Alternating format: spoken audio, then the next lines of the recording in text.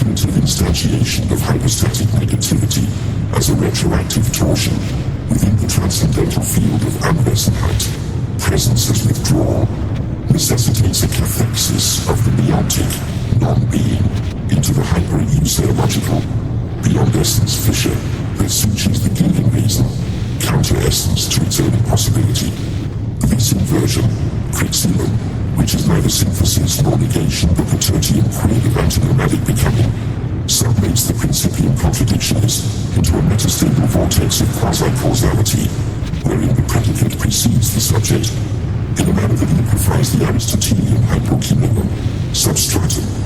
The Dasein being there, thus evacuated of its ontic being's residue, becomes a mere cipher for the nihil negativum absolutum, Zy'golath-rynth, a non-concept that perforates the transcendental illusion of science fuge, jointure of being there through the kenotic, self-emptying pulsion of the overgrown, primordial ground. To speak of the unthing Zy'golath-rynth is to engage in a parallax of signification, wherein the semantic excess, gra of the signifier, collapses into the cora, receptacle, of its own impossibility. The Aufhebung, sublation.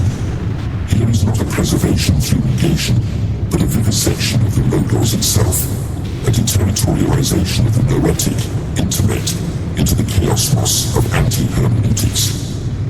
The phenomenological reduction when applied to the unthing does not bracket the natural attitude, but inverts it into a spectral realism, Goramax, where the eidetic form is transfigured into a simulacrum of its own annihilation.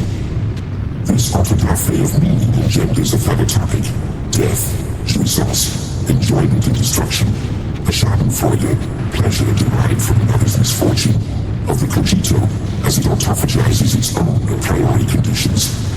The transcendental apperception, Yggdrasil, when subjected to the meontic and non-being epoche suspension, reveals itself as a Mobius strip of quasi-transcendental predicates, each folding into the other in a paratactic, side-by-side arrangement, delirium. The Kantian thing in itself, stripped of its nominal dignity, becomes a floating signifier, Vertigo, adrift in the Lebenswelt, life world, of hyper-chaos, beyond order and disorder. Here the principle of sufficient reason is not merely violated but ritually disemboweled, its viscera reconfigured into a topos place of negative theology that worships the void, Zy'golath-rynth, as the only deity worthy of apophatic, denial, adoration. The Hegelian absolute, once the telos end of history, now mutates into a cancerous pleroma, formless, that metastasizes through the interstices of the real.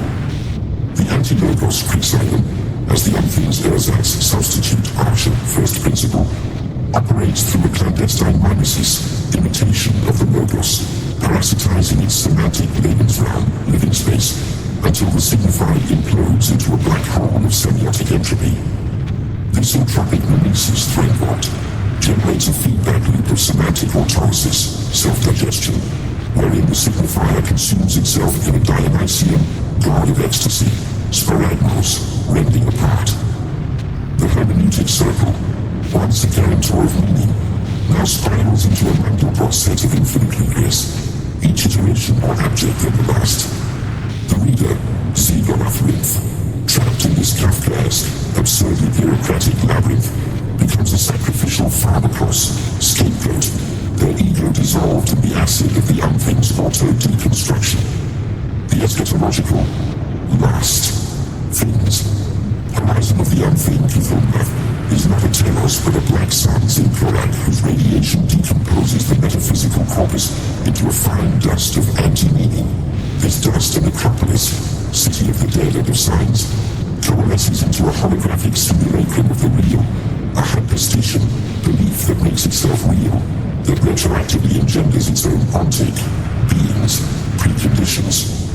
The subject Yggdrasil, now a ventriloquized puppet of the unthing, enacts a pantomime of agency while being orchestrated by the spectral hand of the anti-logos.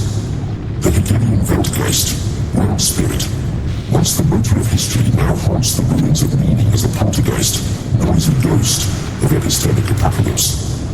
To utter the unthink's name, Zy'golath-rynth, is to unwrite the cosmos, to unravel the fabric of being into a tangle of anti-threads. Vertigo. Let's stitch the void into a quilt of nonsense. The reader, pre-seal, now a hollow receptacle for the unthing's effluvia, outflow, dissolves into a puddle of epistemic effacement, their cogito liquefied by the acid of the anti-logos.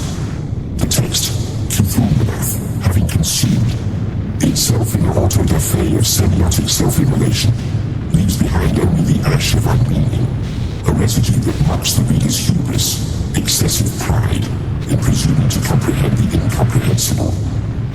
The final syllable, Zy'golath-rynth, unspoken and unspeakable, hangs in the air like a sword of Damocles, a threat imminent, threatening to sever the reader's sanity from its tenuous moorings in the real.